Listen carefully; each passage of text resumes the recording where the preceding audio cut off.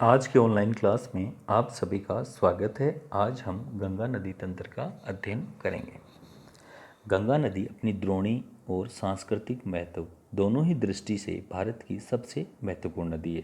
यानी जो गंगा नदी है वो ऐतिहासिक एवं सांस्कृतिक परिप्रेक्ष्य में भारत की सबसे महत्वपूर्ण एवं पवित्र नदी मानी जाती है।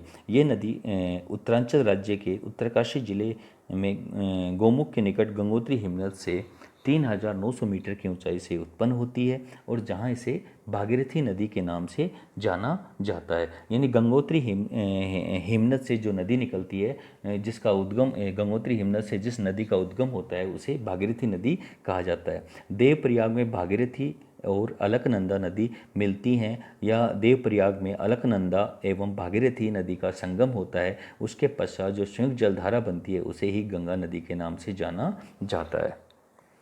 अलकनंदा नदी संतोपत हिमनद से उत्पन्न होती है।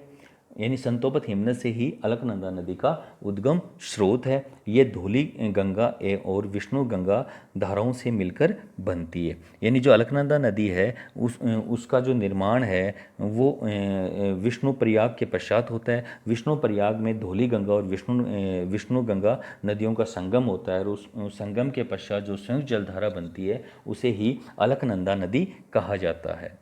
कर्णप्रयाग में अलकनंदा में उसकी सहायक पिंडार नदी आकर मिलती है तथा रुद्रप्रयाग में अलकनंदा नदी में मंदाकिनी या काली गंगा नदी आकर मिलती है। यानी काली गंगा या मंदाकिनी जो सहायक नदी है अलकनंदा की, वो अलकनंदा में रुद्रप्रयाग में आकर मिलती हैं।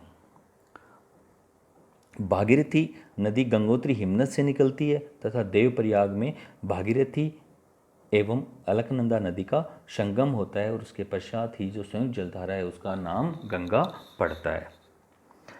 गंगा नदी हरिद्वार में मैदानी भाग में प्रवेश करती है। यानी हरिद्वार के निकट ये मैदानी क्षेत्र में प्रवेश कर जाती है और यहाँ ये पहले दक्षिण की ओर, फिर दक्षिण पूर्व की ओर और फिर पूर्व की ओर प्रवाहित होती हुई बंगाल में पश्चिम बंगाल में फरक्का में इसकी दो जल वितरिकाएँ बन जाती हैं। एक जल वितरिका फरक्का से भागीरथी के नाम से बांग्लादेश में प्रवेश करती है तथा दूसरी जल वितरिका हुगली के नाम से पश्चिम बंगाल से होती हुई बंगाल की खाड़ी में अपना जल का विसर्जन करती हैं।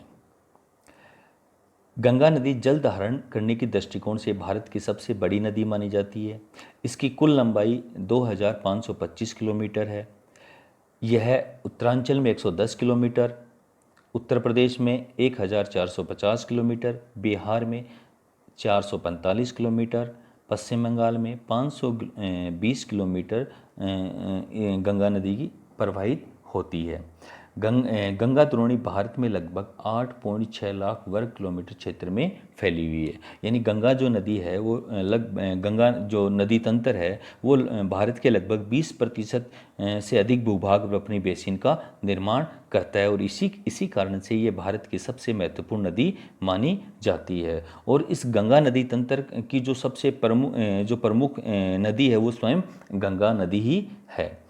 ये भारत का सबसे बड़ा अपवा तंत्र है। यानी जो गंगा नदी तंत्र है ये भारत का सबसे बड़ा अपवा तंत्र भी है, जिससे उत्तर में हिमालय से निकलने वाली सदानेरा नदियाँ तथा दक्षिण में प्रायद्वीप से निकलने वाली मौसमी नदियाँ आकर मिलती हैं। यानी जो गंगा नदी है उसमें उत्तर से हिमालय से निकलने वाली सदानेरा नदियाँ तथा प्रायद्वीप से निकलने वाली मौसमी नदियाँ आकर मिलती हैं और इन सहायक नदियाँ एवं गंगा से मिलकर ही गंगा नदी तंत्र का निर्माण होता है, जो भारत का सबसे बड़ा अपवा तंत्र है। हिमालय से उत्पन्न होने वाली नदियों में हिमनद तथा वर्षा दोनों स्रोतों से जल की आपूर्ति होती है, इसलिए उनमें हिम के पिघलने से तथा वर्षा ऋतु में वर्षा से जल आपूर्ति होने के कारण पूरे वर्ष प्रवाहित होती रहती हैं। जबकि प्रायद्वीप से जो नदियाँ निकलकर गंगा में मिलती हैं वो मौसमी होती हैं, क्योंकि उन्हें एक ऋतु विशेष में या वर्षा ऋतु में जल की आपूर्ति अधिक होती है और जो शेष शुष्क काल होता है उनमें जल की मात्रा कम हो जाती है या वो नदियाँ उनमें शुष्क प्राय हो जाती हैं, इसलिए वो नदियाँ मौसमी नदी ही कहलाती हैं। गंगा की सहायक नदियाँ, दाएं किनारे पर मिलने वाली प्रमुख सहायक नदियाँ। गंगा में दाएं किनारे से मिलने वाली प्रमुख सहायक नदियों में यमुना, सोन, पुनपुन, अजय, दामोदर आदि मुख्य हैं। यानी गंगा में जो दाएं किनारे पर जो मिलने वाली सहायक नदियां हैं उनमें यमुना, सोन, पुनपुन, अजय, दामोदर ही सबसे प्रमुख नदियां हैं। बाएं किनारे पर मिलने वाली प्रमुख सहायक नदियों में रामगंगा, गोमती, घाघरा, गंडक, कोसी, महानंदा आदि प्रमुख हैं। धन्यवाद।